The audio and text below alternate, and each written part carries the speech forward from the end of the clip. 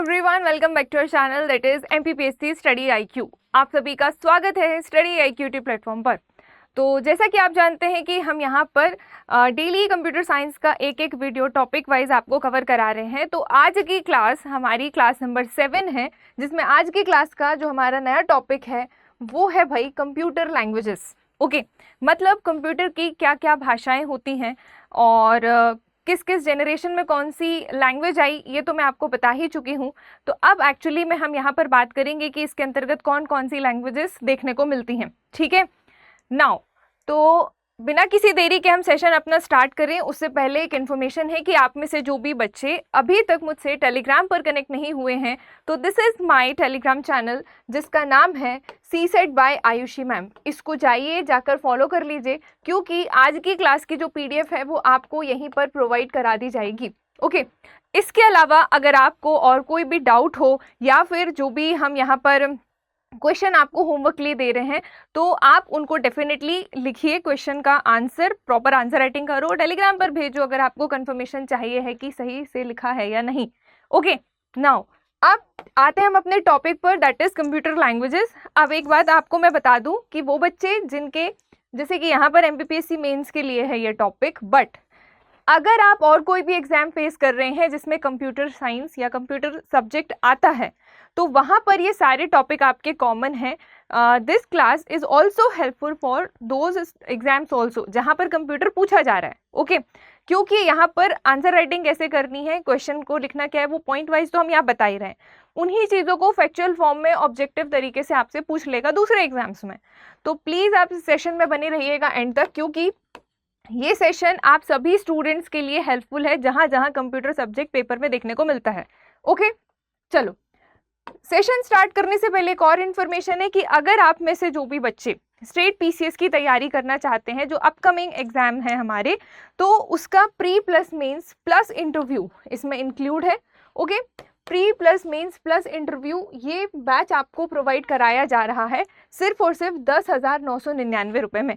मतलब आपके यहाँ पर प्रीलिम्स की तैयारी कराई जाएगी, फिर मेंस की भी तैयारी कराई जाएगी, और अगर आपका मेंस भी क्लियर हो जाता है तो आपको इंटरव्यू के लिए मॉक इंटरव्यूज़ वगैरह यहाँ पर आपको प्रोवाइड कराए जाएंगे। ठीक है, नाउ ये जो बैच है ये आपका 7 जून से स्टार्ट हो रहा है शाम 6 बजे से। अगर आपको इस बैच के रिगार्डिंग और कोई इन्फॉर्मेशन चाहिए है तो भी आप मुझे टेलीग्राम पर भी मैसेज कर सकते हैं। इसके अलावा आपके स्क्रीन पर एक नंबर विजिबल हो रहा होगा, आप उस नंबर पे भी कॉल करके बैच से रिलेटेड जो भी इन्फॉर्मेशन है आप पूछ सकते हैं। ठीक है, इसका प्राइस आप ध्यान रखिएगा, 10,999 में ये आपको मिल रहा है, प्री मेंस और इंटरव्यू तीनों।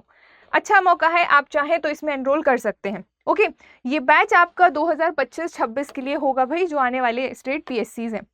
ओके, चलिए अब हम आते हैं अपने टॉपिक पर, दैट इज कंप्यूटर लैंग्वेजेस। तो कंप्यूटर लैंग्वेज बोलो या कंप्यूटर प्रोग्रामिंग लैंग्वेज बोलो, बात एक ही, आपको जो बोलना है वो बोल लीजिए।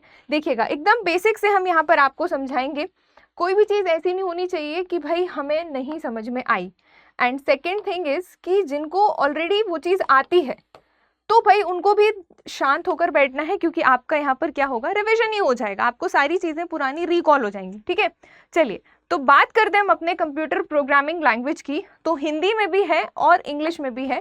ठीक, नहीं तो पता लगा हिंदी वाले देख के इंग्लिश वाले भाग जाए, इंग्लिश वाला देख के हिंदी वाले भाग जाए, ऐसा नहीं करना है। दोनों बच्चों का ख्याल रखते हुए स्लाइड्स बनाई गई हैं। नाउ अब आपको एक चीज़ पता है कि हम लास्ट क्लास में सॉफ्टवेयर पढ़कर आ चुके हैं। ठीक है, तो अब जब सॉफ्टवेयर टर्म यहाँ पर यूज़ होगी तो आपको वो सॉफ्टवेयर वाला वीडियो की चीज़ें रिकॉल होनी चाहिए कि वहाँ पे क्या क्या चीज़ें होती हैं एक्चुअली। ठीक, तो ये टर्म्स इसीलिए आपको क्लियर होनी चाहिए। नाउ द सॉफ्टवेयर और program which is responsible for completing a desired task by a computer hardware, है ना। अब आपको ये पता है कि भाई जो सॉफ्टवेयर है या जो प्रोग्राम है वो क्या करता है, कंप्यूटर हार्डवेयर के द्वारा, ठीक, जो काम आप कराना चाहते हैं उसको कराने की रिस्पॉन्सिबिलिटी किसकी होती है, सॉफ्टवेयर की होती है। ठीक है, सॉफ्टवेयर क्या होता है, सेट ऑफ प्रोग्राम्स, प्रोग्राम्स क्या होते हैं, सेट ऑफ इंस्ट्रक्शंस। ठीक, इंस्ट्रक्शंस क्या होते हैं, the commands which you give to the computer. Okay, now अब देखो, तो कंप्यूटर हार्डवेयर के द्वारा जो भी काम आपको कराना है उसकी रिस्पॉन्सिबिलिटी कल की क्लास में बताई थी किसकी होती है, सॉफ्टवेयर की होती है, ठीक है। तो अब ये जो कंप्यूटर प्रोग्राम है ये आपस में जुड़े हुए इंस्ट्रक्शंस का क्या है, ग्रुप है या सेट है या समूह है, ये भी हम कल आपको बता चुके। तो स्टार्ट यहीं से होगा, लैंग्वेज अगर बतानी है तो लैंग्वेज बताने के पहले आपके इंस्ट्रक्शंस आएंगे, ठीक है। इंस्ट्रक्शन से फिर इंस्ट्रक्शन मिलके प्रोग्राम बनेगा, फिर सॉफ्टवेयर, और फिर वो उसको दिया जाएगा एग्जीक्यूट कराने के लिए, तो हार्डवेयर परफॉर्म करेगा। अब ये जो प्रोसेस हो रही है, ओके, तो प्रोग्राम को लिखने की जो प्रोसेस है उसको प्रोग्रामिंग कहते हैं, ठीक है। एंड प्रोग्राम जिस लैंग्वेज में कोड किया जाता है उसे क्या कहते हैं, प्रोग्राम की भाषा या प्रोग्रामिंग लैंग्वेज कहते हैं। तो वही बात यहाँ पर मैंने हाईलाइट किया है, the process of writing a program is called programming, ठीक, एंड द लैंग्वेज और code in which the program is written is called what, programming language. ये आपको ध्यान रखना है।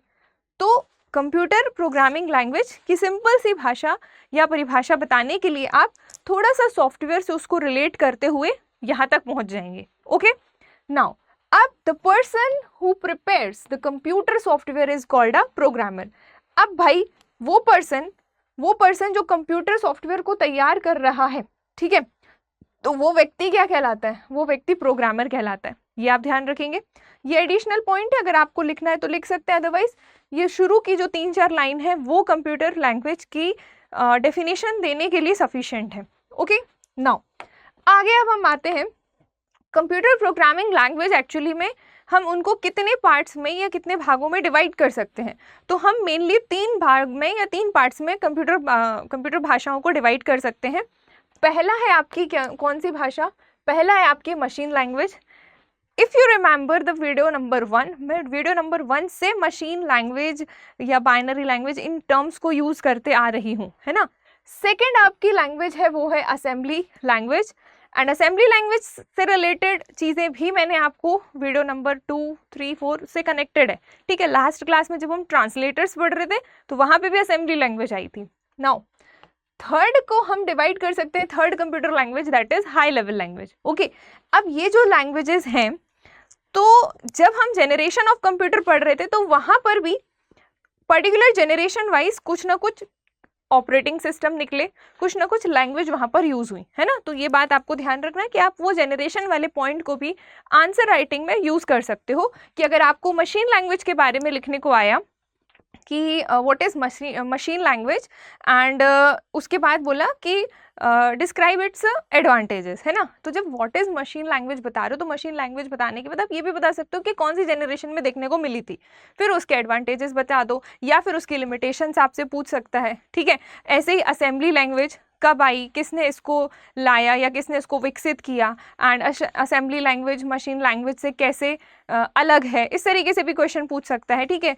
इसकी कमियां क्या हैं, इसके प्रॉफिट क्या हैं। फिर हाई लेवल लैंग्वेज क्या है, हाई लेवल लैंग्वेज के अंदर कौन कौन सी लैंग्वेजेस देखने को मिलती हैं, ठीक है, उनके प्रकार या उनको डिस्क्राइब करने के लिए क्वेश्चन इसी तरीके से बनता है, ओके। कोई भी लैंग्वेज आप पढ़ो उसमें आपको ये चीज़ का ध्यान देना है भाई कि वहाँ पर ना आपको, जैसे हम पढ़ते सीधा सीधा हैं, लेकिन होता क्या है ना, क्वेश्चन हमसे पूछते हैं इसकी नीड क्या है, ये इससे अलग क्यों है, वाई का क्वेश्चन लगा देता है। तो अगर वीडियो ध्यान से सुनोगे तो वो वाई का क्वेश्चन आपका क्लियर हो जाएगा। नाउ देखिएगा, तो सबसे पहले हम बात करते हैं मशीन लैंग्वेज, जो कि सबसे पुरानी लैंग्वेज है भाई। जब इनिशिएट हुआ था कंप्यूटर में प्रोग्राम राइट करना तो वो मशीन लैंग्वेज में ही होता था, and even computer understands only machine language, मतलब कंप्यूटर को भी मशीन लैंग्वेज ही समझ में आती है। अब मशीन लैंग्वेज होती क्या है, तो बेसिकली जो मशीन लैंग्वेज है भाई वो 0 और 1 के फॉर्म में, जो बाइनरी नंबर सिस्टम है उसके फॉर्म में मशीन लैंग्वेज वर्क करती है, ठीक है। एंड जो हमारा कंप्यूटर साहब है वो अंडरस्टैंड सिर्फ मशीन लैंग्वेज ही करता है, ऑन और ऑफ को समझता और कुछ नहीं समझता, है ना। So the language written in a binary digits that is 0 और 1, it is called machine language. तो आपको मशीन लैंग्वेज में कीवर्ड ध्यान रखना है कि बाइनरी सिस्टम के बारे में बताओगे, 0, 1 के बारे में बताओगे, और इसी सिस्टम को आप मशीन लैंग्वेज के फॉर्म में लिख दोगे, ठीक है। होता है, करता है, आता है, जाता है, ग्रामेटिकल पोर्शन आप फ्रेमिंग कर लोगे, कीवर्ड्स आपको ध्यान रहना चाहिए, ओके। तो ये आप ध्यान रखेंगे मशीन लैंग्वेज के लिए। नाउ इसके बाद आता है आपका थोड़ा सा और यहाँ पर जान लो कि मशीन लैंग्वेज भाई क्यों इसमें देखने को मिलती है, क्यों उसको ये समझ पा रहा है? तो every computer processor has its own specific machine language. Her computer processor system की क्या होती है, अलग मशीन लैंग्वेज होती है। ऐसा नहीं है कि एक ही मशीन लैंग्वेज से सारे कंप्यूटर सिस्टम में वो चीज़ रन कराई जा रही है, ऐसा नहीं है, ठीक है। ये आप ध्यान रखेंगे, which depends on the processor manufacturing company. भाई अब जिस कंपनी ने उस प्रोसेसर को बनाया है, ठीक है, उसके मशीन डिज़ाइन और उन सब पर डिपेंडेंट होती है, ठीक है। तो ये आप ध्यान रखेंगे कि जो मशीन लैंग्वेज है भाई, प्रोसेसर बनाने वाली कंपनी और प्रोसेसर की डिज़ाइन पर निर्भर होती है। ओके, कौन? Machine language. Now and the design of the processor, इस पर क्या है भाई, वो डिपेंड करती है, कौन? Machine language. Okay, and the computer processor can directly understand and execute, कौन? मशीन लैंग्वेज, है ना। अभी हम थोड़ी देर पहले पढ़े, जो कंप्यूटर सिस्टम है वो डायरेक्टली मशीन लैंग्वेज को अंडरस्टैंड करता है और एग्जीक्यूट करता है, क्योंकि जो चीज़ आपको समझ में आएगी वही तो आप एग्जीक्यूट करोगे ना। अब आप गए पेपर देने, अब आपको क्वेश्चन ही नहीं बन रहा, तो कहाँ से एग्जीक्यूट होगा? एग्जीक्यूट इन द सेंस, कहाँ से वो चीज़ आपके लिए एक आउटकम देगी? जब नहीं बना तो नहीं बना, नंबर ही नहीं मिलेंगे जब लिखोगे नहीं, है ना। तो उस तरीके से, तो understand and then execute machine language. उसके बाद बात आती है आपकी कि no translation software is required for machine language. अब ऑब्वियस सी बात है कि मशीन लैंग्वेज है, कंप्यूटर सिस्टम भी मशीन लैंग्वेज ही समझता है, तो फिर क्यों बीच में ट्रांसलेटर का उपयोग करना? जब जो बंदा जो चीज़ समझता है उसको उसी भाषा में बात करो, है ना। तो वही बात यहाँ पर की जा रही है कि मशीन भाषा के लिए किसी भी ट्रांसलेशन सॉफ्टवेयर की ज़रूरत नहीं होती है। ट्रांसलेशन सॉफ्टवेयर जो होते हैं, जैसे असेंबलर हुआ, कंपाइलर हुआ, इंटरप्रेटर हुआ, ये हम लास्ट क्लास में हमने पढ़ा, ठीक है। इनकी ज़रूरत तब होती है जब कंप्यूटर को हम जिस लैंग्वेज में प्रोग्राम लिख रहे हैं वो उसको नहीं समझ पा रहे, तो बीच में लगा है ट्रांसलेटर।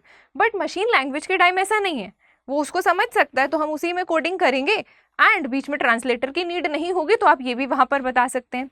इसके बाद आता है आपका कि जो आपका कंप्यूटर है, ठीक है, उसके प्रोग्राम की जो स्पीड है वो क्या हो जाती है भाई, फास्ट होती है। एग्जीक्यूशन प्रोग्राम स्पीड क्या हो जाती है, फास्ट होती है। क्यों होती है? क्योंकि बीच में ट्रांसलेटर नहीं लगा है, सीधे इनपुट जा रहा है, आउटपुट मिल रहा है, इनपुट जा रहा है, आउटपुट मिल रहा है, इस तरीके से।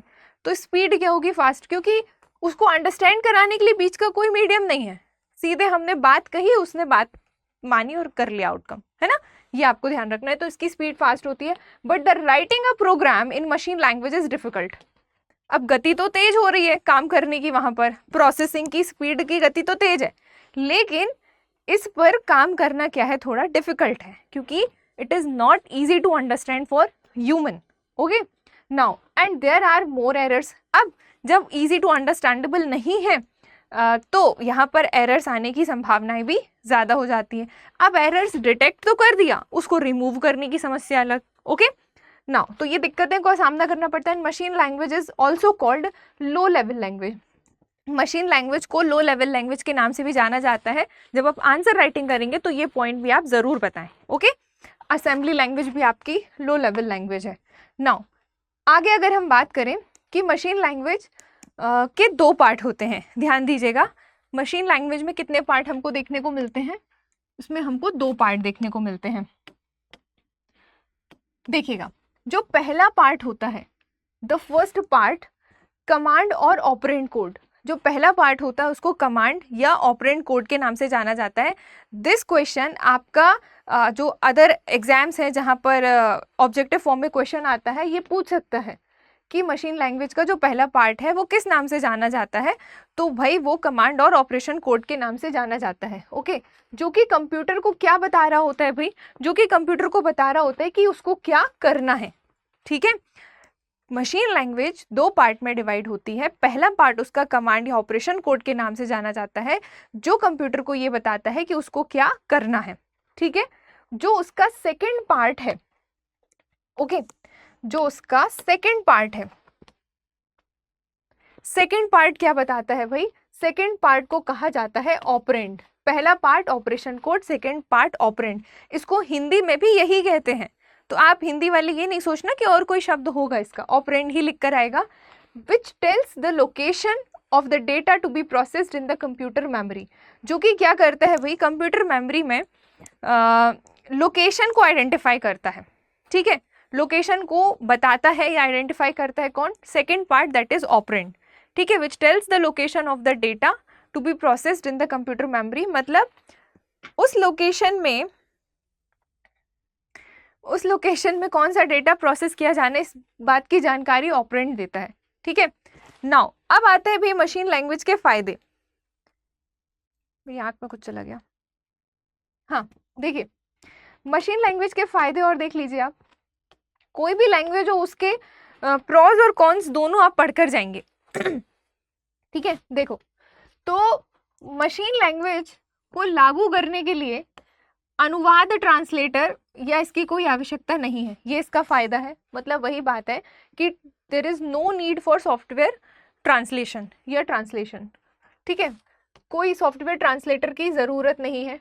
Translation software for implementing machine language there is no need for that, ठीक, इसकी कोई ज़रूरत हमें नहीं होती, तो इसका ये फ़ायदा है। And the speed of execution of the program in machine language is fast, ठीक है, ऑब्वियस सी बात है, मशीन लैंग्वेज में लिखा गया जो प्रोग्राम है उसका एग्जीक्यूशन गति कैसी होती है, तेज होती है। तो ये दो फायदे आप बता सकते हैं, बहुत कुछ खास फायदे इसके नहीं है। अब इसका डिसएडवांटेज भी है, तो देख लीजिए मशीन भाषा के नुकसान क्या क्या हैं। ओके देखिए, अब नुकसान ये है कि भाई जितनी भी अलग अलग कंपनी है तो उनके प्रोसेसर का जो इंटरनल डिज़ाइन है वो अलग अलग होता है, ठीक है, ऑब्वियस सी बात है, हर सिस्टम का सेम नहीं होता। अब बात आ जाती है कि इसीलिए एक ही काम के लिए अलग अलग कार्यक्रमों या प्रोग्रामों की हमको आवश्यकता होती है। इसका मतलब ये है कि मशीन लैंग्वेज कंप्यूटर अंडरस्टैंड करने के बाद भी ये मशीन डिपेंडेंट है, तो इसका मशीन डिपेंडेंसी जो है वो क्या है, ड्रॉबैक है, ये आप ध्यान रखेंगे। तो मशीन लैंग्वेज का ड्रॉबैक है कि वो खुद भी मशीन डिपेंडेंट है, ठीक, पहला point. Now it is difficult to prepare programs in machine language, machine language में प्रोग्राम्स को बनाना काफ़ी डिफ़िकल्ट है भाई। And the possibility of errors is also so high, जो एरर्स आने की संभावना है वो भी बहुत ज़्यादा है, तो ये भी इसका ड्रॉबैक है। And it is also difficult to correct errors in the machine language, आप इसको थर्ड पॉइंट डेफिनेटली बना सकते हैं कि एरर आने की भी चांसेस बहुत हैं और एरर को रिमूव करने के चांसेस में भी दिक्कत है ना, तो ये इसका क्या है, ड्रॉबैक है। नाउ आगे अगर हम बात करें, फिर आती है हमारी मशीन लैंग्वेज, ये हिंदी इंग्लिश दोनों में बता दिया। सेकेंड लैंग्वेज आती है हमारी असेंबली लैंग्वेज, ठीक है, असेंबली लैंग्वेज को भी भाई लो लेवल लैंग्वेज कहते हैं, ये आप ध्यान रखेंगे। असेंबली लैंग्वेज और मशीन लैंग्वेज दोनों को ही लो लेवल लैंग्वेज के नाम से जाना जाता है। नाउ इसके बाद इसमें एक वर्ड आपको ध्यान रखना है जो कि मैं क्लास नंबर 1 से आपको समझा रही हूँ, निमोनिक्स। निमोनिक्स क्या होते हैं, ये जब हम प्रोग्रामिंग करते हैं असेंबली लैंग्वेज में तो ये ना कुछ कोड होते हैं जो कि अल्फ़ा न्यूमेरिक हो सकते हैं, है ना, या फिर अक्षरों और अंकों से मिलकर बनते हैं जिन्हें हम हिंदी में कहते हैं। तो जैसे अगर हमको कोई चीज़ ऐड करनी है तो हम प्लस का साइन वहाँ पर नहीं लगाएंगे during the programming of assembly language, हम उसमें ADD यानी कि ऐड कीवर्ड का यूज़ करेंगे। If you want to subtract something from something then आप SUB कीवर्ड का प्रयोग करेंगे। अगर आपको मेमोरी में डेटा लोड करना है तो आप LD कीवर्ड का यूज़ करेंगे, तो वहाँ पर LD डिनोट्स कि भाई मेमोरी में डेटा लोड करने की कमांड वहाँ पर दी जा रही है, ठीक है। तो ये कुछ इस तरीके की असेंबली लैंग्वेज होती है। जो लोग कंप्यूटर साइंस के होंगे भाई उन्होंने इस लैंग्वेज में प्रोग्रामिंग भी किया होगा, ठीक है। नाउ तो इसमें आप बता देंगे कि इसे लो लेवल लैंग्वेज के नाम से भी जाना जाता है। इस लैंग्वेज में अक्षर और अंकों से बना न्यूमेरिक कोड का प्रयोग किया जाता है, ये आप बता देंगे, जिसका एक निश्चित अर्थ होता है। क्या होता है, जोड़ना है तो आप ADD का यूज़ करेंगे, घटाना है तो आप SUB का यूज़ करेंगे, और मेमोरी में डेटा को लोड करना है तो आप LD का यूज़ करेंगे। और ऐसे कई सारे निमोनिक्स हैं, ठीक है। आपको वहाँ नहीं जाना है कोडिंग करने में, आपके पेपर में सुपरफिशियली थ्योरेटिकल चीज़ें पूछी जाएंगी, तो आपको उस बेसिस पर हमने 1 2 3 एग्जाम्पल दे दिए, ये सफिशिएंट है इतना, ठीक है। प्रोग्रामिंग आपसे नहीं पूछेगा। नाउ आगे अगर हम बात करें कि अलग अलग कंप्यूटर, जैसे मशीन लैंग्वेज में डिपेंडेंसी आ रही थी, तो अलग अलग कंप्यूटर और सॉफ्टवेयर पैकेज में निमोनिक कोड अलग अलग हो सकते हैं। ठीक है, ऐसा नहीं है कि हर जगह सेम होंगे। एंड अब जब ये अलग अलग हो गए तो the language, this language is converted into machine language by the language translator that is assembler before use. मतलब ये जिसके बारे में मैंने आपको कल समझाया था, कंप्यूटर क्या कर रहे हैं, सिर्फ और सिर्फ मशीन भाषा समझ रहे हैं। ठीक है, हमने लिखा असेंबली भाषा में प्रोग्राम, कंप्यूटर क्यों समझेगा। फॉर एग्जाम्पल, अगर आपको सिर्फ हिंदी आती है, ठीक है, और मैं आपसे चाइनीज़ में बात करूं, ठीक है, या फिर मैं आपसे थोरो इंग्लिश में बात करूं, या फिर मैं आपसे और किसी फ्रेंच लैंग्वेज में बात, कुछ में भी अगर मैं बात करूं, तो क्या आपको समझ में आएगा? नहीं, क्योंकि आपको जो जिस भाषा में समझ में आता है आपको उसी भाषा में समझ में आएगा, है ना। तो वही हाल तो सिस्टम का भी है। अगर वो मशीन भाषा समझ रहा है, आपकी मदर टंग हिंदी है, आप हिंदी समझ रहे हो, तो अगर मैं आपसे मशीन भाषा में बात करूंगी तो क्या आपको समझ में आएगा? नहीं। तो वही हाल कंप्यूटर का भी हो रहा है कि जब वो मशीन लैंग्वेज समझता है तो आप असेंबली में बात कर रहे हो, मतलब असेंबली में कोडिंग कर रहे हो, प्रोग्रामिंग कर रहे हो, सॉफ्टवेयर कर रहे हो, इंस्ट्रक्शन कर रहे हो, व्हाटएवर, तो बीच में ट्रांसलेटर की जरूरत होगी। मतलब एक मीडिएटर होगा जो उस बात को ट्रांसलेट करके उस मशीन को बताएगा, फिर उसके बाद वो मशीन उस पर परफॉर्म करेगी और हमको आउटपुट देगी, और हम बैठे यूजर स्क्रीन के सामने हमको आउटपुट मिल रहा है। तो हमें सीधी सीधी चीजें मिल रही हैं, तो हमें समझ में नहीं आ रहा अंदर हो क्या रहा है ना, बट अंदर ये सब हो रहा है। इसके लिए आपको पेपर में क्वेश्चन पूछ सकता है कि भाई निमोनिक्स कोड में be very in different computers, है ना, एंड लैंग्वेज ट्रांसलेटर का इसमें प्रयोग किया जाता है, और असेंबली लैंग्वेज को जो मशीन लैंग्वेज में कन्वर्ट करता है वो ट्रांसलेटर कौन सा होता है? असेंबलर, जिसके बारे में हमने कल की क्लास में डीप में पढ़ा था। ओके, एंड असेंबलर पर भी क्वेश्चन प्रीवियसली एमपीपीएससी मेंस में पूछा गया है, ये आप ध्यान रखेंगे। नाउ ये सिंपल सा ब्लॉक डायग्राम आप बना देना कि सोर्स कोड है, कल की क्लास में बताया था, जो आपका सोर्स कोड है जिसपे आप प्रोग्राम लिख रहे हो जिस भाषा में, वो हो गई आपकी असेंबली लैंग्वेज। ये ट्रांसलेटर बना हुआ है और ये उसने मशीन लैंग्वेज में कन्वर्ट कर दिया, ये हो गया आपका ऑब्जेक्ट कोड, ये आप ध्यान रखेंगे। नाउ असेंबली लैंग्वेज के भी बेनिफिट आप देख लीजिए, क्योंकि ऐसा कुछ बहुत प्रोग्रामिंग करने के लिए तो आपको देगा नहीं, तो पूछेगा क्या? वो यही थ्योरेटिकल चीज़ें आपसे पूछेगा कि उसके बेनिफिट बताओ, या उसकी लिमिटेशन क्या क्या हैं, या फिर वो कौन सी लैंग्वेज से क्यों अलग है, या फिर एक्चुअली में उस लैंग्वेज में होता क्या क्या है, बस यही पूछेगा और कुछ नहीं पूछेगा। नाउ असेंबली लैंग्वेज के बेनिफिट आप देखिएगा।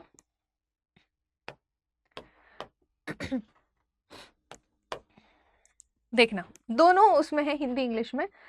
Assembly language is close to colloquial language, मतलब ये कि असेंबली लैंग्वेज जो है वो हमारे नॉर्मल बातचीत करने वाली भाषा के काफ़ी करीब है। ठीक है, जैसे अगर हमको ऐड करना था तो हमने ADD कीवर्ड का यूज़ किया ना, तो क्या हम नहीं जानते कि ADD का मतलब ऐड या एडिशन को सब डिनोट करना होता है? हम जानते हैं। तो ये हमारी जो जनरल बोलचाल की भाषा है उसके काफ़ी क्या है, करीब है। ठीक है, ये आप ध्यान रखेंगे, असेंबली भाषा बोलचाल वाली भाषा के काफ़ी करीब है। नाउ इसीलिए इस भाषा में मशीन लैंग्वेज के कंपैरिजन में प्रोग्राम लिखना क्या होता है, ईजी होता है। ऑब्वियस सी बात है, हमारे लिए इजी है ना। जब हम मशीन लैंग्वेज पढ़ रहे थे तो मशीन लैंग्वेज में ही प्रोग्रामिंग कर रहे थे, ट्रांसलेटर की नीड नहीं थी, सिस्टम मशीन लैंग्वेज ही समझ रहा था, तो हमारे लिए वो easy to understandable machine language नहीं थी। बट जब असेंबली लैंग्वेज आई, which is also a low level language, but फिर भी हमारे लिए असेंबली लैंग्वेज में प्रोग्रामिंग करना quite easy as compare to machine language. Machine language सिर्फ 010101 कर रहे हैं, मतलब अगर आपको ऐड भी करना है तो 0101 के फॉर्म में आपको कोडिंग करनी है, तो कितना डिफिकल्ट है ये। लेकिन असेंबली में वो चीज़ आकर थोड़ी ईजी हो गई है ना। तो दिस इज द प्रॉफिट या प्रॉज ऑफ असेंबली लैंग्वेज, ये आप ध्यान रखेंगे, which is easier than machine language. ठीक है, कि भाई उस पर प्रोग्राम को लिखना is easier than machine language, and ये कोलोकियल लैंग्वेज है, ये आप ध्यान रखिएगा। Now errors in assembly language programs are easier to find and correct than machine language. Obvious सी बात है, जब प्रोग्रामिंग लिखना आसान है, ठीक है, जब प्रोग्रामिंग लिखना आसान है तो उसमें ऐसा तो है नहीं कि गलती किसी से नहीं होती, भाई गलती सबसे होती है। मतलब चाहे मैं हूँ चाहे आप हो, गलती सबसे होती, तो गलती होने के बाद उसको ठीक करने के chances as a compare to machine language अच्छे हैं, मतलब ईजी है, ईजिली वहाँ पर हो सकती है। नाउ तो ये हो गए इसके दो फायदे। अगर हम इसके लिमिटेशन की बात करें, देखिए आपको सिर्फ इन कीवर्ड्स को ध्यान रखना है, जैसे लिमिटेशन में आपको क्या बताना है या फिर फायदे में आपको क्या बताना है, ये सारी चीज़ें आपको सिर्फ इसमें ध्यान रखनी है, ठीक है। नाउ इसके बाद आता है assembly language depends on the type of computer hardware. अब असेंबली लैंग्वेज क्या कर रही है, क्या कर रही है, ये भी कंप्यूटर हार्डवेयर के टाइप पर डिपेंड होती है। तो आप कीवर्ड ध्यान रख लो सिर्फ मशीन डिपेंडेंट। मशीन डिपेंडेंट कौन है, मशीन लैंग्वेज भी है और असेंबली लैंग्वेज भी है, दोनों ही लैंग्वेज। तो ये दोनों लैंग्वेज का ड्रॉबैक आप वहां पर जाकर बता सकते हो, ठीक है। नाउ इसके बाद आता है assembler software is different for different computer hardware. कल की क्लास में भी हमने पढ़ा था, डिफरेंट कंप्यूटर हार्डवेयर के लिए असेंबलर सॉफ्टवेयर भी अलग अलग होता है।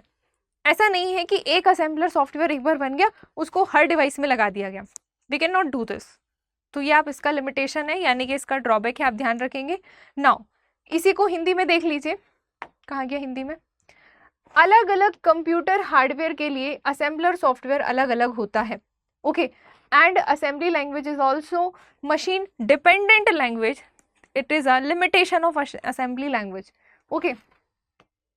नाउ असेंबली भाषा के प्रोग्राम के क्रियान्वयन में मशीन भाषा की अपेक्षा अधिक समय लगता है। तो कीवर्ड आप हाईलाइट कर लीजिए, अधिक समय, ओके। मतलब ये it takes more time than machine language, क्या आप ध्यान रखेंगे।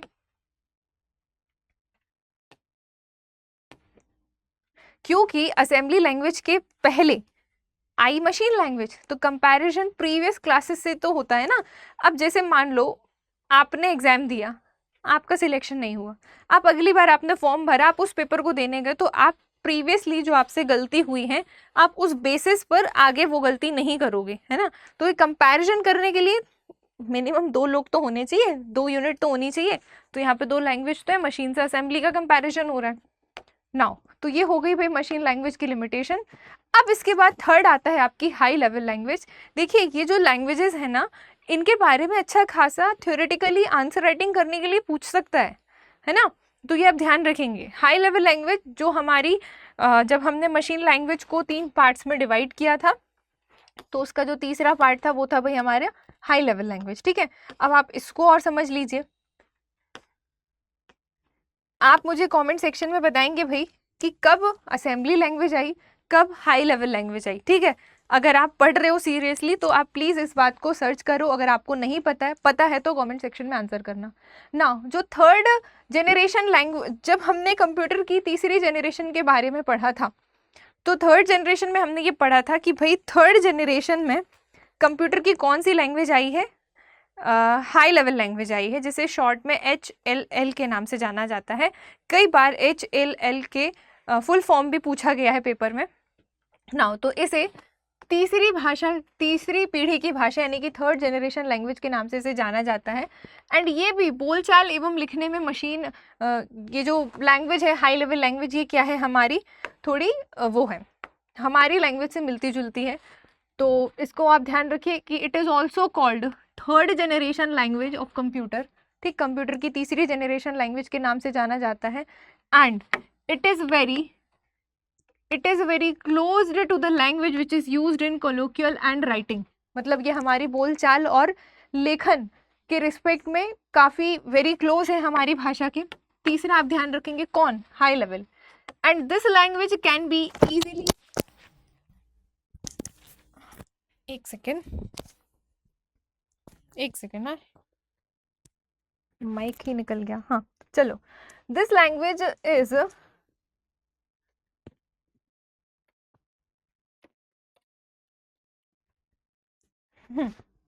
This language is used in a variety of computers और सॉफ्टवेयर। मतलब ये कि भाई जो आपकी मशीन जो आपकी हाई लेवल लैंग्वेज है वो क्या है, इस भाषा का प्रयोग विभिन्न प्रकार के कंप्यूटर और सॉफ्टवेयर में आसानी से किया जा सकता है। किस भाषा का प्रयोग, मशीन भाषा का प्रयोग, हाई लेवल लैंग्वेज का प्रयोग। एंड ये आप ध्यान रखेंगे कि क्या ध्यान रखेंगे, the internal structure of the computer has no effect on this language. मतलब ये कि जो इसका इंटरनल स्ट्रक्चर है, मतलब कंप्यूटर भाषा की जो आंतरिक संरचना का कोई प्रभाव इस लैंग्वेज पर नहीं पड़ता। इसका मतलब क्या है, इसमें डिपेंडेंसी नहीं है। ओके नाउ फिर इसके बाद आप ये पॉइंट ध्यान रखेंगे किस पे, हाई लेवल लैंग्वेज पे। This language is converted into machine language by a compiler और अ इंटरप्रेटर बिफोर यूज। मतलब इस लैंग्वेज को अगर हमने कोई प्रोग्राम हाई लेवल लैंग्वेज में लिखा है, कंप्यूटर भाई साहब तो नहीं समझेंगे ना उसको, क्योंकि वो तो सिर्फ मशीन समझते हैं। तो मशीन लैंग्वेज में कन्वर्ट करने के लिए या तो कंपाइलर का या तो इंटरप्रेटर का यूज़ किया जाता है। कंपाइलर और इंटरप्रेटर का यूज़ कैसे होता है ये कल की क्लास में हम ऑलरेडी पढ़ चुके हैं, ठीक है। एक बहुत ही बेसिक और मेजर डिफरेंस था इसका, दैट इज कि कंपाइलर रन नहीं करता है, सिर्फ ट्रांसलेट करता है, वो भी एक बार में।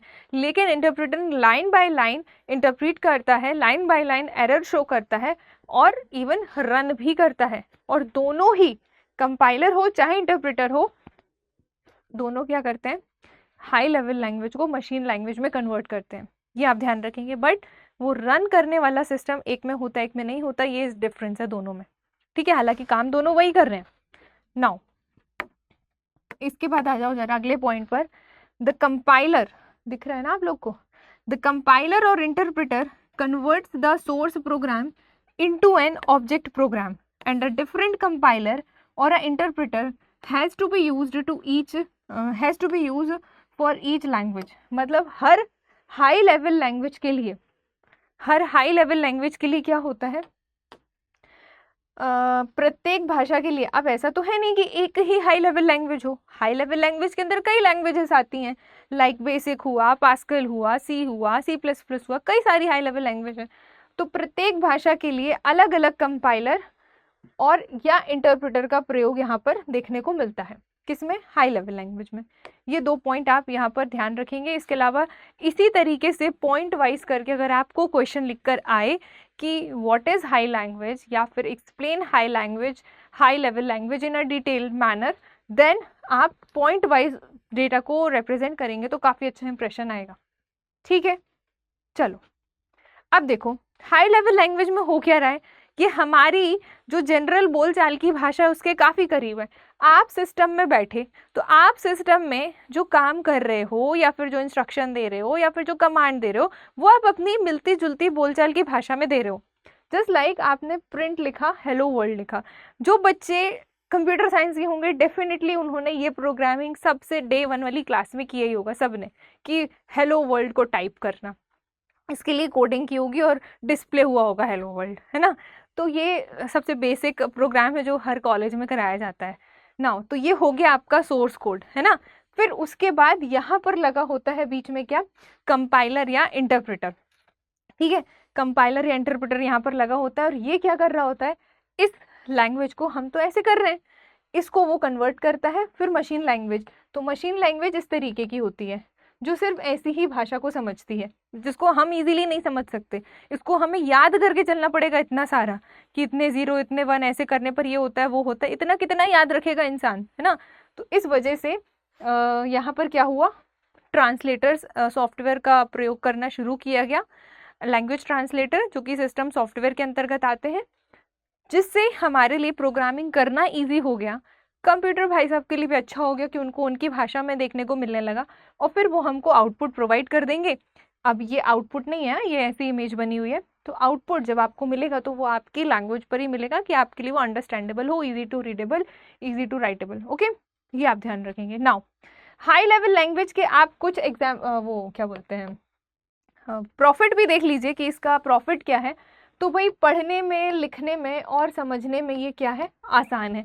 सबसे इम्पॉर्टेंट और सबसे टॉप प्रॉफिट तो आप यही बताओगे कि it is easy to read, write and understand. Okay, second profit आप ये बताओगे इसका, या सेकंड एडवांटेज आप ये बताओगे कि ह्यूमन रीडेबल है and it uses words and symbols. भाई ये मानव पठनीय यानी कि ह्यूमन के लिए रीडेबल है आसानी से, एंड यह शब्दों और प्रतीकों का उपयोग करता है। ऐसा नहीं है कि ये नहीं करता है, इसमें ये चीज़ें क्या है, इसके लिए परमिशन मिली हुई है, ये अलाउ करता है हमको। नाउ तीसरी चीज़ जो इसकी इम्पॉर्टेंट है और इसका प्रॉफिट है या एडवांटेज है, ये भी आप ध्यान रखेंगे, दैट इज कि हाईली पोर्टेबल है and it can run on different systems also. भाई ये हाईली पोर्टेबल है, ऐसा नहीं है कि एक मशीन में अगर हमने ये कोडिंग की है तो वो दूसरे में रन नहीं होगी, ऐसा बिल्कुल भी नहीं है। पोर्टेबिलिटी है इसमें और ये दूसरे सिस्टम्स में रन की जा सकती है। नाउ मशीन पर निर्भर नहीं है, यानी कि this is not machine dependent. Okay, ये आप ध्यान रखेंगे। तो ये हो गए इसके हाई लेवल लैंग्वेज के 4 एडवांटेज जो कि आपके लिए हेल्पफुल होंगे। पेपर में डेफिनेटली एडवांटेज और लिमिटेशन लिखने को आता है। अब अगर कुछ अच्छी चीज़ है तो कुछ खराब भी होगी, ठीक है, हर किसी में प्लस माइनस होते हैं, तो ये तो लैंग्वेज है फिर भी, है ना। तो यहाँ पर आप देखेंगे कि यहाँ पर क्या हुआ ना, उच्च स्तरीय भाषा की कमियाँ, इसको आप ध्यान दीजिएगा। Now disadvantage of high level language, क्या डिसएडवांटेज है, बहुत ज़्यादा डिसएडवांटेज के फॉर्मेट हम नहीं बना सकते, डिसएडवांटेज कम ही रहेंगे, ज़्यादातर प्रॉफिट रहेंगे। तो converted to machine language by a compiler और इंटरप्रेटर बिफोर यूज़, ये इसका डिसएडवांटेज है। क्यों? क्योंकि डायरेक्ट मशीन इसको अंडरस्टैंड नहीं कर रही, बीच में एक ट्रांसलेटर सॉफ्टवेयर लगाना पड़ रहा है। तो अगर ये नहीं लगाओगे तो इस लैंग्वेज में प्रोग्रामिंग आप नहीं कर पाओगे, आप कर तो लोगे, आउटपुट ही आपको नहीं मिलेगा, है ना। तो ये इसका एक ड्रॉबैक है कि language translator is used before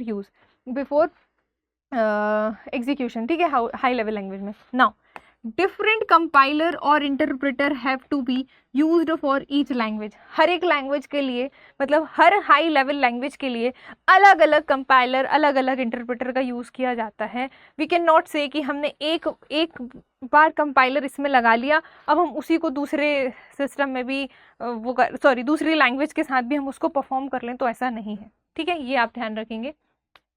now क्या क्या देख लिया हमने भाई, हाई लेवल लैंग्वेज क्या होती है, इसकी एडवांटेज देख लिए, इसकी कमियां देख लिया।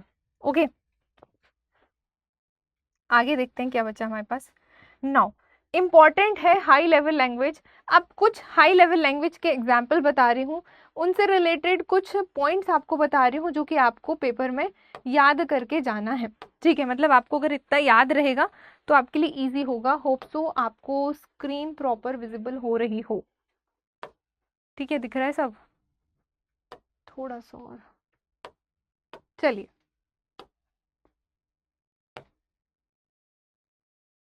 हाँ देखिएगा, हाई लेवल लैंग्वेज में कुछ हाई लेवल लैंग्वेज के एग्जांपल्स हम देख लेते हैं, जैसे फोर्ट्रॉन हुआ, लोगो हुआ, लिस्प हुआ, सी हुआ, C++ हुआ, जावा हुआ, कोबोल हुआ, एल्गोल हुआ, बेसिक हुआ, पास्कल हुआ, बहुत सारे हैं, ठीक है। तो इसमें से आप जितना बता सकते हो अकॉर्डिंग टू द मार्क्स कि आपको कितने नंबर में लिखने के लिए क्वेश्चन में पूछा गया है। अगर आपको हाई लेवल लैंग्वेज के बारे में 10 नंबर या 11 नंबर के फॉर्म में क्वेश्चन है, तो फिर आपको एटलीस्ट 5 से 6 इनके हाई लेवल लैंग्वेज के नाम और उनके कुछ कुछ डिटेल्स बतानी पड़ेंगी, ठीक है। और उसमें आप उनका थोड़ा थोड़ा प्रॉफिट, थोड़ा थोड़ा लॉस, ये भी आप बता सकते हो, जिससे आपके 2 पेज आपको प्रॉपर मिलेंगे 10-11 नंबर के लिए। 2 पेज भर के खाली पेज है जिनको आपको भरने, तो आप आराम से उसमें लिख सकते हो। तो ये सारा कुछ ना डिटेल तो मैं आपको दे रही हूँ दोनों के हिसाब से। अगर 2 नंबर में लिखने को आए तो क्या लिखना है, 5 या 7 नंबर में लिखने को आए तो क्या लिखना है, या 10 या 11 नंबर में लिखने को आए तो क्या लिखना है। ओके, देखिएगा, फॉर्ट्रेन लैंग्वेज है इसका पहला जो है हाई लेवल लैंग्वेज। दूसरा है, चलो आगे इसी को पहले कवर करते हुए चलते हैं। फॉर्ट्रेन का फुल फॉर्म कई बार कई एग्जाम्स में भी देखने को मिला है। इवन अगर आप प्रीलिम्स उठाकर देखेंगे तो MPPSC का प्रीलिम्स में जहाँ C-सेट का पेपर होता है वहाँ पर कंप्यूटर पूछा जाता है, तो उसमें भी फॉर्ट्रेन का फुल फॉर्म पूछा गया है, ठीक है। एग्जैक्टली ईयर मुझे याद नहीं है, बट ये MPPSC के अलावा दूसरे एग्जाम्स में भी देखने को मिला है कि फॉर्ट्रेन स्टैंड्स फॉर व्हाट, तो फॉर्मूला ट्रांसलेशन, ये आप ध्यान रखेंगे, ये इंपॉर्टेंट है। ओके, ये क्या है भाई, पहली हाई लेवल लैंग्वेज है। कौन? फॉर्ट्रेन। इसके बारे में भी, ये भी इंपॉर्टेंट फैक्ट है, ये आपके दूसरे एग्जाम्स में भी पूछ सकता है, वनडे एग्जाम्स में। नाउ अब ये क्या होता है भाई, इसमें फॉर्ट्रेन यानी कि इसमें मैथमेटिकल फॉर्मूला का यूज़ किया जाता है और ये एल्जेब्रा बेस्ड है, ये आप ध्यान रखेंगे। मैथमेटिकल फॉर्मूला का इसमें यूज़ किया जाता है, उसके यूज़ से कोड को ईजी बनाया जाता है एंड एल्जेब्रा बेस्ड है। कौन? Fortran high level language. इतना ध्यान रखना आपके लिए सफिशिएंट है। नाउ आगे अगर मैं बात करूं तो भाई आगे है आपकी logo. Okay, logo stands for language of graphics oriented. ठीक है, लैंग्वेज ऑफ ग्राफिक्स ओरिएंटेड, इसका भी फुल फॉर्म अगर आप लिखते चलोगे तो आपके लिए अच्छा होगा, इसके अच्छे नंबर आपको मिलेंगे। कि अगर आप कोई लैंग्वेज बता रहे हो उसको शॉर्ट में दुनिया में लोगों के नाम से जाना जाता, तो एक्चुअली में उसका फुल फॉर्म क्या है। जैसे आपको आपके घर में आपका कोई छोटा नाम होगा उससे बुलाते हैं, बट इट डजंट मीन कि ऑफिशियली भी आप उसी नाम से जाने जाते हो, ऐसा नहीं है। आपके बाहर का नाम अलग होता है, थोड़ा बड़ा होता है। कुछ लोग का तो वही नाम जो घर पे होता है वही बाहर होता है, उनको मैं यहाँ नहीं बोल रही हूँ, जनरली जो होता है मैं उसकी बात कर रही हूँ। तो अगर लोगों के नाम से इसको दुनिया जानती है तो इसका फुल फॉर्म आपको शीट पर लिखना ज़रूरी है कि एक्चुअली में ये इसका फुल फॉर्म क्या है। ठीक है, now it is developed for educational purpose. किसका प्रयोग भाई? जो आपकी लोगो प्रोग्रामिंग हाई लेवल लैंग्वेज है, इसका प्रयोग एजुकेशनल पर्पस के लिए डेवलप किया गया, बच्चों को प्रोग्रामिंग लैंग्वेज सिखाने के लिए, कोडिंग वगैरह के लिए। तो education Logo language is educated for kids. ठीक है, ये आप ध्यान रखेंगे, टू टीच किड्स। ओके, तो to teach kids for basic computer languages, ये आप ध्यान रखेंगे। तो इसके 1 2 3 पॉइंट आपको बताने के लिए सफिशिएंट है। अब ये पॉइंट्स को ना आप एक लाइन में मत लिख देना, पॉइंट वाइज ही लिखना, तो काफ़ी अच्छा इंप्रेशन आएगा। नाउ नेक्स्ट अगर हम बात करें COBOL, common business oriented language, ये इसका फुल फॉर्म है एंड इसका यूज़ बेसिकली बिजनेस पर्पसेस में किया जाता है, आप ये बता सकते हैं। और इसके अलावा इसमें कमांड्स और instructions are similar to English language, मतलब कोबोल भाषा में लिखा गया जो प्रोग्राम होता है या इंस्ट्रक्शन होता है वो हमारी इंग्लिश लैंग्वेज के अप्रॉक्सीमेटली सिमिलर होता है। उसमें जो भी हम कमांड देते हैं वो ऐसा नहीं है कि वो हमको दिक्कत हो उसमें करने में। और जनरली बिजनेस वगैरह में इसका यूज़ किया जाता है, तो बिजनेस वर्ड आपको ध्यान रखना है कोबोल में, इसका फुल फॉर्म आपको ध्यान रखना है, बिजनेस में का उपयोग किया जाता है। और ये जो लैंग्वेज में कमांड और इंस्ट्रक्शन है वो इंग्लिश लैंग्वेज के इक्वल है, सिमिलर है, ये आप बता सकते हैं। नाउ इसके बाद आती है आपकी सेकेंड हो गई आपकी क्या, लोगो प्रोग्रामिंग लैंग्वेज, थर्ड हो गई COBOL high level language, fourth आ गई आपकी बेसिक। देखिए सीक्वेंस मैटर नहीं करता, अगर आपको हाई लेवल लैंग्वेज एक्सप्लेन करने के लिए आया है उसमें आंसर राइटिंग करनी है, तो अगर आपने पहले लोगो बता दिया, कोबोल बता दिया, एल्गोल बता दिया, कोई मतलब नहीं, मतलब कोई दिक्कत नहीं है। ऐसा बताने से आप आराम से सीक्वेंस वहाँ पे फॉलो नहीं करना कि पहले ये आई थी तो यही बताना है, no, this is not matter. आपको सिर्फ आंसर लिखने से मतलब है कि वो लैंग्वेज हाई लेवल होनी चाहिए, बात खत्म, और उसकी डिटेल सही होनी चाहिए। ठीक है, नाउ अब इसके बाद आती है हमारी बेसिक हाई लेवल लैंग्वेज। अब मैंने आपको बताया हुआ है, जब मैं जेनरेशन ऑफ कंप्यूटर पढ़ा रही थी तो कौन सी जेनरेशन में आपकी बेसिक, पीएल, प्रथम, है ना, ये सारी लैंग्वेज आपकी देखने को मिली थी, ये आप कमेंट सेक्शन में बताएंगे अगर आप को याद है तो। नाउ बेसिक आई थी भाई 1964 के टाइम में, और ये पर्सनल कंप्यूटर में यूज होने वाली पहली हाई लेवल लैंग्वेज थी। Okay, now it is used for maths and business, maths में और बिजनेस में दोनों में कोबोल बेसिक का उपयोग देखने को मिला, and developed by John Kemeny and Thomas Kurtz, इसके द्वारा ये क्या की गई, डेवलप की गई। नाउ एल्गोल, फिफ्थ इसकी लैंग्वेज आई, कौन सी, हाई लेवल लैंग्वेज, ये भी है जिसमें आपको क्या ध्यान रखना है, ALGOL stands for algorithmic language. ठीक है, इसमें स्टेप बाय स्टेप क्या होता है, ट्रांसलेशन कोडिंग की जाती है। Now which is used in algebraic maths, इसका प्रयोग भी एल्जेब्रिक मैथ्स में देखने को मिलता है, किसमें, एल्गोल में। फॉर्मूला ट्रांसलेशन भी जो लैंग्वेज थी वो भी एल्जेब्रा बेस्ड थी। ठीक है, कोबोल बिजनेस के लिए, बेसिक मैथ्स एंड बिजनेस दोनों के लिए। एंड कौन सी पड़ी लास्ट में, एल्गोरिथमिक लैंग्वेज, इसका प्रयोग किस में, एल्जेब्रिक मैथ्स में। ठीक है, इतना लिख दोगे सफिशिएंट है। नाउ आगे अगर हम इसमें मूव करें कि और हाई लेवल लैंग्वेज कौन कौन सी है जिसकी जानकारी आपको होनी चाहिए, तो आप इन शॉर्ट देख लीजिए। देखिएगा, जावा 5th 6th, जावा जो है ये भी आपकी क्या है भाई, high level programming computer language है and object oriented programming language है। तो ऊप्स वर्ड आपको जावा में भी देखने को मिलेगा, ये आपको सी प्लस प्लस वगैरह में भी देखने को मिलेगा, ठीक है। ऑब्जेक्ट ओरिएंटेड प्रोग्रामिंग लैंग्वेज, ये पॉइंट आप लिख दोगे, अच्छे नंबर मिलेंगे। जेम्स गोसलिंग ने इसका विकास किया था भाई, किसका, जावा लैंग्वेज का। एंड जो आपके मोबाइल एप्लीकेशंस हैं, जो आपके डेस्कटॉप एप्लीकेशंस हैं, जो आपके वेब एप्लीकेशन है या फिर जो गेमिंग एप्लीकेशन है, इन सभी में जावा प्रोग्रामिंग लैंग्वेज का प्रयोग किया जाता है। हमें दिखाई नहीं देती चीज़ें, हमें सीधा सीधा भाई हम गेम खेल रहे हैं, हम मोबाइल एप्लीकेशंस यूज़ कर रहे हैं, उसके बिहाइंड प्रॉपर लैंग्वेज की कोडिंग है, जिस बेसिस पर हमको लगता है कि हम मोबाइल चला रहे हैं, चल रहा है, कीपैड चला रहे हैं, चल रहे हैं, जबकि ये जो चीज़ें हैं ना एक्चुअली में इनके पीछे कोडिंग हुई रहती है, जिसकी वजह से ये एग्जीक्यूशन होने के बाद हमें परफॉर्म होती हुई दिखती हैं, और हम उसके बैकएंड पे नहीं जाते कि पीछे क्या कोडिंग की गई जिस वजह से हमारा वेब ब्राउज़र वर्क कर रहा है, या फिर क्या कोडिंग की गई जिस वजह से हम गेम खेल पा रहे हैं, है ना, ये हम नहीं देखने जाते। ये बैकएंड पर हो रखी होती हैं कि जब आप वो इंस्ट्रक्शन या कमांड देते हो तो वो उसको रन कराने लगता है, ठीक है। नाउ सी लैंग्वेज के बारे में आपको ध्यान रखना है कि डेनिस रिची ने इसका विकास किया था 1972 में, ओके। सी लैंग्वेज का विकास किया था डेनिस रिची ने 1972 में। And it allows programmers to write programs that can be easily transferred to various computer platforms. मतलब जो सी लैंग्वेज है वो प्रोग्रामर को अलाउ करती है कि वो क्या कर सकता है, जो भी उसने प्रोग्राम को लिखा है वो दूसरे कंप्यूटर हार्डवेयर में भी उसको क्या कर सकते हैं, ट्रांसफ़र कर सकते हैं। इस चीज़ की परमिशन वो देती है, कौन, लैंग्वेज सी। अब सी आई तो सी के बाद सी प्लस प्लस देखने को मिला, तो C plus plus as an extension of C, language C जो डेनिस रिची ने विकास किया था उसी का ही अपडेटेड वर्जन कौन रहा, हमारा सी प्लस प्लस, ठीक है। तो ये आप ध्यान रखेंगे।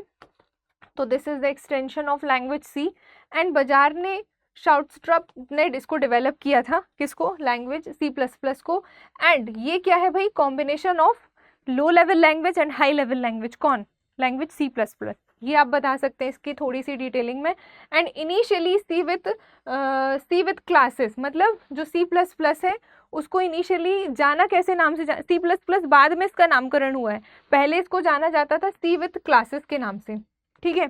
इनिशियली जो सी प्लस प्लस है उसको सी विथ क्लासेस के नाम से जाना जाता था। फिर 1980s के दौरान इसको क्या किया गया, मतलब 83 है, 4 है, एग्जैक्टली ईयर मुझे याद नहीं है अभी।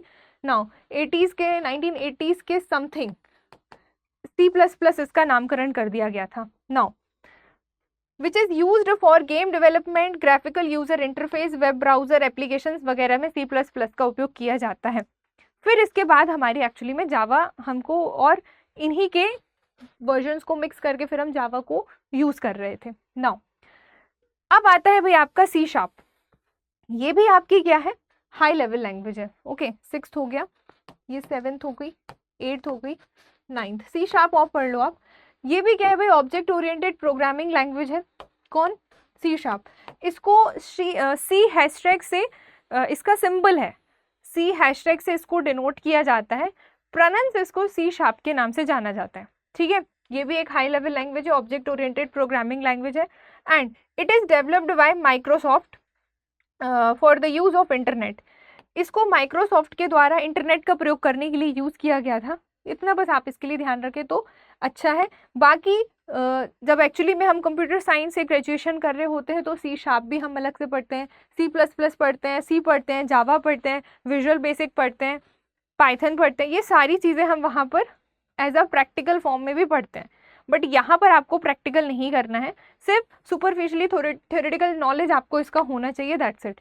अब एक इम्पॉर्टेंट नोट है भाई जावा प्रोग्रामिंग लैंग्वेज के लिए, जावा बहुत इंपॉर्टेंट है एक्चुअली में, जो वेब पेज डिज़ाइनिंग वगैरह होती है वहाँ पे भी जावा लैंग्वेज का प्रयोग किया जाता है, ओके। नाउ तो जावा is a platform independent language, मतलब ये किसी भी प्लेटफॉर्म पे डिपेंडेंट नहीं है। मतलब इसका ये है कि अगर हमने जावा प्रोग्रामिंग लैंग्वेज में कोई प्रोग्राम कोड किया है तो उसको हम किसी दूसरे सिस्टम में भी उसको क्या करा सकते हैं, रन करा सकते हैं।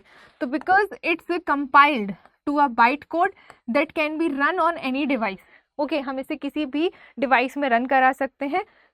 उस डिवाइस में जिसमें जावा वर्चुअल मशीन हो, JVM का प्रयोग किया जाता है। JVM क्या है, JVM पे भी क्वेश्चन पूछ सकता है कि this means that you can write a program, Java program on a one platform such as Windows. मान लो आपने किसी विंडोज प्लेटफॉर्म में कोई जावा प्रोग्राम को क्या किया, राइट किया, okay, and the run it on the different platform. आपने लिखा विंडोज में और रन करने के लिए गए आप किसी दूसरे प्लेटफॉर्म पर, ओके, लाइक आपने मैकिन्टॉश और लिनक्स कोई और ओएस ले लिया, ठीक है, विंडोज, लिनक्स, जेनिक्स और 95, 98, 2000, 95 है ना, ये सारी चीज़ें, XP हमने लास्ट क्लास में पढ़ा जब हम आपको OS पढ़ा रहे थे, यानी कि सॉफ्टवेयर पढ़ा रहे थे। तो सॉफ्टवेयर में जो ऑपरेटिंग सिस्टम है उसी को हम यहाँ पर क्या बोलकर बात कर रहे हैं, प्लेटफॉर्म बोलकर बात कर रहे हैं। तो अगर आपने किसी एक ऑपरेटिंग सिस्टम पर जावा का प्रोग्राम लिखा है, उसको किसी दूसरे ऑपरेटिंग सिस्टम पे रन कराना है, तो आप वहाँ पर करा सकते हैं। That's why it is platform independent without making any changes to the code. Code में बिना कोई चेंजेस किए आप उसको रन करा सकते हैं। तो इसीलिए जो जावा प्रोग्रामिंग लैंग्वेज है वो एक प्लेटफॉर्म इंडिपेंडेंट लैंग्वेज है, ये आपको ध्यान रखना है। इस पर प्रीवियसली क्वेश्चन भी पूछा गया है, ठीक है। नाउ क्या क्वेश्चन आया है वो मैं आपको आगे बताऊंगी। चलिए, इसके बाद आप एक चीज़ और ध्यान रख लो कि फोर्थ जनरेशन लैंग्वेज जो थी, है ना, अगर मैं आपको, मैंने एक लिस्ट तो रखी थी, यहाँ पर दिख नहीं रही मुझे, हट गई लगता वो लिस्ट। देखिए, आप यहीं पर समझ लीजिए कि जो आपकी फर्स्ट जनरेशन लैंग्वेज थी, ठीक है, जो आपकी फर्स्ट जनरेशन कंप्यूटर लैंग्वेज में किसका यूज़ किया गया था, तो मशीन लैंग्वेज यहाँ पर देखने को आपको मिली थी, ठीक है। जब आपकी आई सेकेंड जनरेशन ऑफ कंप्यूटर, ठीक है, सेकेंड जनरेशन कंप्यूटर लैंग्वेज कौन सी थी, तो ये थी आपकी असेंबली लैंग्वेज, ठीक है, यहाँ पर आपको असेंबली लैंग्वेज का प्रयोग देखने को मिला था। और फिर आई आपकी थर्ड जनरेशन लैंग्वेज, ठीक है, थर्ड जनरेशन, ये हम इसको यहाँ पर कनेक्ट कर रहे हैं इस पॉइंट को, लैंग्वेज जनरेशन वाले को।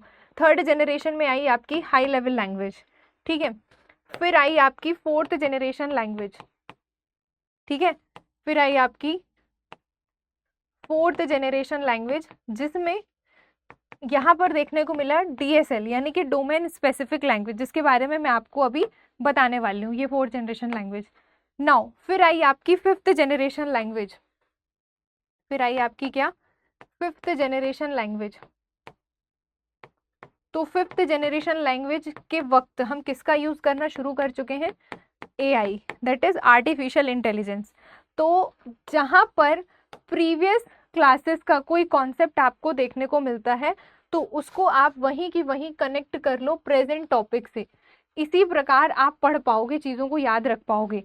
आपको जहाँ कहीं पे भी कोई टॉपिक या कोई वर्ड ऐसा रिलेटेबल लगता है कि मैंने प्रीवियस लेक्चर्स में उसको पढ़ा है, प्रेजेंट में किस तरीके से कनेक्ट हो रहा है, जैसे अभी मैं लैंग्वेज पढ़ा रही हूँ बट मैं जनरेशन पढ़ा चुकी हूँ, तो लैंग्वेज और जनरेशन को मिक्स करके देख लो कि किसमें क्या यूज़ किया गया।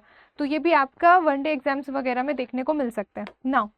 तो फोर्थ जनरेशन लैंग्वेज जो थी वो थी आपकी बेसिकली डोमेन स्पेसिफिक लैंग्वेज, है ना। तो डोमेन स्पेसिफिक लैंग्वेज के आपको दो एग्जाम्पल ध्यान रखना है, पहला है SQL और दूसरा है जावा स्क्रिप्ट वगैरह, ठीक है, माइक्रोसॉफ्ट फ्रंट पेज एटसेट्रा।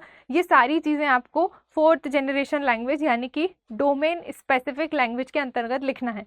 अब ये है क्या भाई, तो it is a high level language, ठीक। जो हाई थर्ड जनरेशन में HLL आ गया था तो फोर्थ में तो रहेगा ही रहेगा।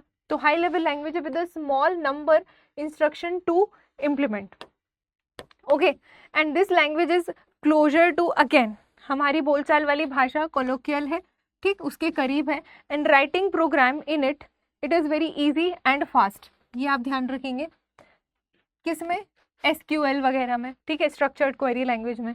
तो fourth generation computer language is a domain specific language, ये वर्ड आपको ध्यान रखना है। जो फोर्थ जनरेशन लैंग्वेज है इसी को मुझे समझाने के लिए मैंने इसको यहाँ पर पिक कर लिया, ये डोमेन स्पेसिफिक लैंग्वेज है। एंड है क्या इसमें एक्चुअली, तो it is used database management system, ये DBMS का इसमें यूज़ किया जाता है, डेटाबेस मैनेजमेंट सिस्टम का। And web based infrastructure development, ठीक है, किसमें, डोमेन स्पेसिफिक लैंग्वेज में database management system, web based instructions development का प्रयोग इसमें देखने को मिलता है। एंड जो आपकी 4th जनरेशन लैंग्वेज है, यानी कि जो आपकी डोमेन स्पेसिफिक लैंग्वेज है, easier for programmers including using icons and symbols, मतलब हम इस प्रोग्रामिंग भाषा को प्रोग्राम लिखते वक्त हम आइकन्स का यूज़ कर सकते हैं, हम डिफरेंट सिंबल्स का यूज़ कर सकते हैं।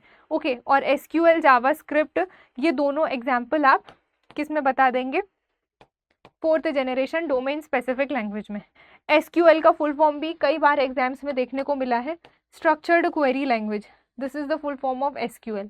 ओके, नाउ अब जो मैंने यहाँ पर आपको बताया 5th जनरेशन लैंग्वेज AI के बारे में भी प्रीवियसली क्वेश्चन आपका मेंस में देखने को मिला है, देखिएगा। अब AI stands for artificial intelligence, ठीक है, इससे सब लोग वाकिफ होंगे। AI stands for artificial intelligence, ठीक है। क्या है भाई, it refers to the technology that allows machine and computers to replicate human intelligence, मतलब ये कि ये उस तकनीक को डिनोट करता है या उस टेक्नोलॉजी को आइडेंटिफाई करता है जो मशीनों और कंप्यूटरों को ह्यूमन इंटेलिजेंस की नकल करने की परमिशन देता है।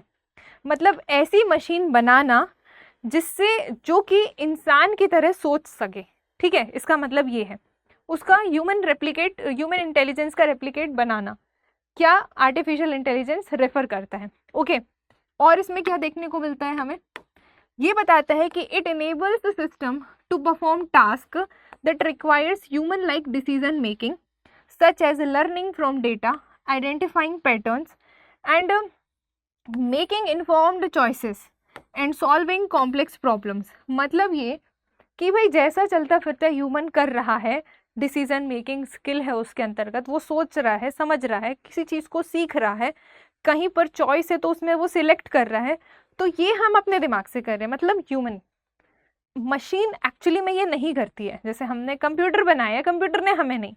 तो कंप्यूटर का जब हम ड्रॉबैक पढ़ रहे थे तो हमको ये पता था कि इट हैज़ नो माइंड, उसमें कोई दिमाग नहीं होता है, खुद से वो नहीं सोचेगा, जब तक आप नहीं बोलोगे वो उसी इंस्ट्रक्शन को परफॉर्म करेगा जिसको आप करने के लिए बोलोगे, है ना। लेकिन AI ने क्या किया, AI ने ऐसा सिस्टम बनाया जो ह्यूमन की तरह सोच सके, समझ सके, ठीक है, उसके अंदर भी डिसीजन मेकिंग स्किल आए, तो ये कहलाती है भाई आर्टिफिशियल इंटेलिजेंस, जिसके लिए मानव जैसे निर्णय लेने की आवश्यकता, जैसे कि डेटा से कोई चीज़ सीखना जैसे ह्यूमन सीखता है, पैटर्न्स की पहचान करना जैसे ह्यूमन करता है, एंड जो भी विकल्प हैं या फिर चॉइसेस हैं उसको सिलेक्ट करना, और जो भी कॉम्प्लेक्स कैलकुलेशंस है उसको हल करना, ठीक, ये कहलाती है भाई आपकी आर्टिफिशियल इंटेलिजेंस की नॉर्मल डेफिनेशन। अगर हम बात करें कि आज के टाइम पर आर्टिफिशियल इंटेलिजेंस यानी कि AI का यूज़ कहाँ कहाँ देखने को मिल रहा है, तो ये आपका मोस्ट इम्पॉर्टेंट क्वेश्चन साबित हो सकता है, ठीक है, ये आपका मोस्ट इम्पॉर्टेंट क्वेश्चन साबित हो सकता है, क्योंकि आज के टाइम पे AI generated face, AI generated videos, ये सारी चीज़ें काफ़ी प्रचलन में हैं। अगर आप इंटरनेट चलाते हैं, आप सोशली अवेयर हैं या एक अच्छे खासे सोशल यूज़र हैं, तो आपको ये पता होगा। अब आपने ChatGPT का नाम सुना होगा, जो कि आजकल काफ़ी भाई देखने को मिल रहा है इसका यूज़, और इसके बारे में भी सुनने को मिल रहा है, ठीक है। तो ChatGPT uses large language models, मतलब LLMs में वर्क करता है, यूज़ करता है कौन, ChatGPT, okay, to generate text in response to the question, जो भी आपने क्वेश्चन उसको पूछा, और कनेक्ट्स और कमेंट्स पोस्टेड टू इट। मतलब ChatGPT क्या कर रहा है, ये लार्ज लैंग्वेज मॉडल्स का प्रयोग कर रहा है, जो भी आपने इससे क्वेश्चन पूछा वो उसके बेसिस पर टेक्स्ट जनरेट करके आपको आंसर देता है। बट ऐसा नहीं है कि सारी चीज़ें इसमें आपको सही ही मिले, तो AI में ऑल्सो भी रॉन्ग, ठीक है, गलत भी हो सकता है, ChatGPT भी गलत हो सकता है, हर आंसर इसमें करेक्ट नहीं होते, है ना। नाउ फिर इसके बाद आपने गूगल ट्रांसलेट नामक सॉफ्टवेयर सुना होगा, ठीक है, गूगल ट्रांसलेट, कि हम हिंदी में लिखते हैं वो इंग्लिश में ट्रांसलेट कर देता है, या हम इंग्लिश में लिखते हैं हिंदी में ट्रांसलेट कर देता है। ठीक है, ये मैंने एग्जाम्पल दिया। तो it uses a deep learning algorithm to translate text from one language to another language. एक भाषा से दूसरी भाषा में लैंग्वेज को ट्रांसलेट करने का काम गूगल ट्रांसलेट कर रहा है। तो ये भी क्या है, यहाँ पर भी आपको एआई का ही यूज़ हो रहा है, जिस वजह से आप इस चीज़ को एक्सेस कर पा रहे हो। ठीक है, नाउ इसके बाद नेटफ्लिक्स के बारे में आपने सुना होगा। Okay, it uses a machine learning algorithm to create personalised recommendations engines for users based on their previous viewing history। ठीक, उसकी प्रीवियस व्यूइंग हिस्ट्री के बेसिस पर जो नेटफ्लिक्स है वो क्या करता है भाई, आपको रिकमेंडेशंस प्रोवाइड करता है। ठीक है, नाउ अब जैसे अगर हमने मान लो एक बार किसी पढ़ाई का वीडियो देख लिया, तो फिर हमको उसी प्रकार के सजेशंस आते हैं ना, इस तरीके से, तो वो भी क्या है, वो भी आपके एआई जनरेटेड होते हैं। नाउ टेस्ला के बारे में आपने सुना होगा। It uses computer vision to power self driving features on their car. मतलब ये कि वहाँ पर सेल्फ ड्राइविंग फीचर अवेलेबल है टेस्ला में। ठीक है, मतलब बिना ड्राइवर के भी गाड़ी को चलाए जा सकने वाली फीचर। ठीक है, तो ये हो गया टेस्ला, हो गया नेटफ्लिक्स, हो गया गूगल ट्रांसलेट, हो गया और चैट जीपीटी हो गया। तो आप ये एग्जाम्पल आज के टाइम पर देखने को मिल रहे हैं, ये आप वहाँ पर जाकर बता सकते हैं। ओके, नाउ आप देखते हैं प्रीवियसली कैसा क्वेश्चन यहाँ पर देखने को मिला था। तो यहाँ पर देखिएगा आप, एमपीपीएससी मेंस साल 2024, यानी कि रिसेंटली ये क्वेश्चन आपका 2 नंबर में देखने को मिला था कि जावा एक प्लेटफॉर्म इंडिपेंडेंट लैंग्वेज क्यों है। Why is Java a platform independent language, या जावा एक प्लेटफॉर्म स्वतंत्र भाषा क्यों है। इसका आंसर भी मैं आपको कर चुकी हूँ, जो मैंने नोट वाली स्लाइड बताई थी। क्योंकि जावा एक प्लेटफॉर्म पे लिखा गया जो बाइट कोड है, वो किसी दूसरे प्लेटफॉर्म पर इजीली रन किया जा सकता है बिना किसी कोडिंग चेंज किए। That's why it is platform independent. ठीक, इतना बस लिखना है, 2 नंबर में आप आराम से लिख दोगे। और इसमें से क्या क्वेश्चन देखने को मिला, तो देखिएगा 3 नंबर का एक क्वेश्चन आया था। ये 3 नंबर का क्वेश्चन आया था एमपीपीएससी मेंस साल 2023 में।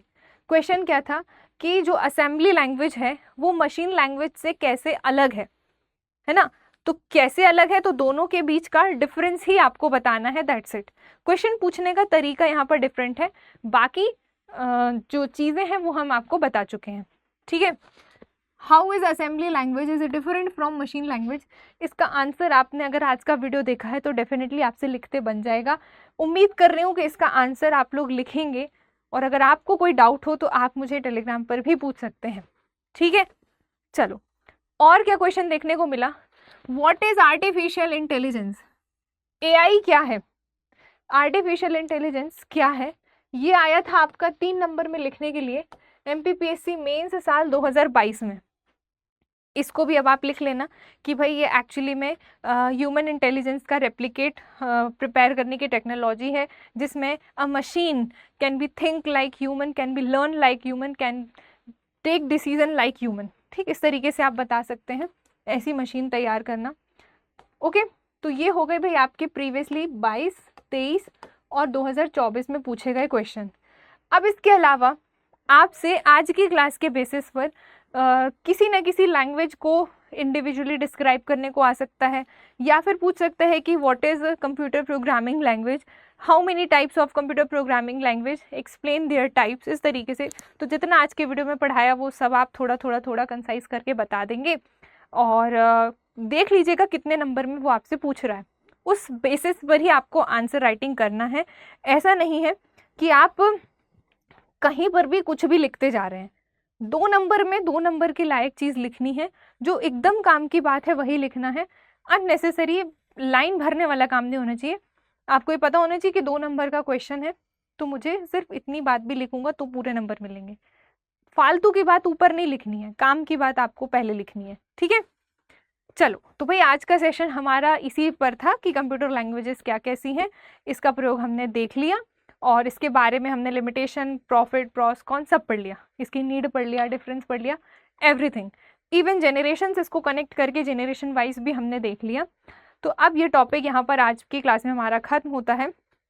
अगला जो वीडियो आएगा वो नए टॉपिक पर होगा। एंड आपने अगर अभी तक बाकी की क्लासेस नहीं देखी हैं तो आप उसे भी देख लेना। आज हम कौन सी क्लास पर पहुंच गए? क्लास नंबर 7 में, मतलब इससे पहले 6 क्लासेस हो चुकी हैं। तो just go to the MPPSC study IQ channel and watch all the playlist. ठीक है, चलो अब मैं जा रही हूँ, कल मिलती हूँ सेम टाइम पर, यानी कि शाम 6 बजे। और बस अपना ख्याल रखना, अच्छे से पढ़ाई करना। नेक्स्ट क्लास में मिलते हैं नेक्स्ट नए वीडियो के साथ। तब तक के लिए हमारे साथ बने रहिए। Thank you so much.